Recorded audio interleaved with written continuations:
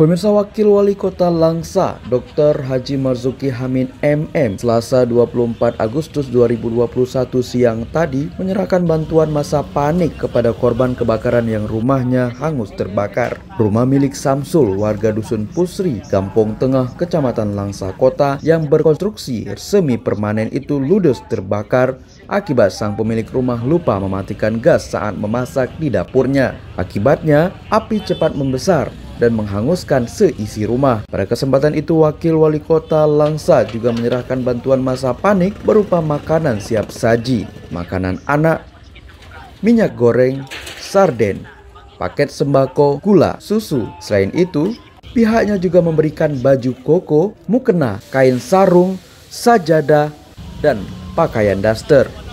Wakil Wali Kota juga memberikan sejumlah peralatan dapur yang nantinya dapat digunakan untuk memasak serta uang sebesar 10 juta rupiah. Marzuki Hamid menyebut setiap musibah yang menimpa manusia tentu terdapat hikmah di baliknya. Untuk itu dirinya berpesan kepada ahli musibah agar dapat menjalani ujian ini dengan penuh kesabaran. Musibah ini bukan sesuatu yang kita minta, tetapi ini datang semuanya karena takdir Allah Subhanahu wa Ta'ala.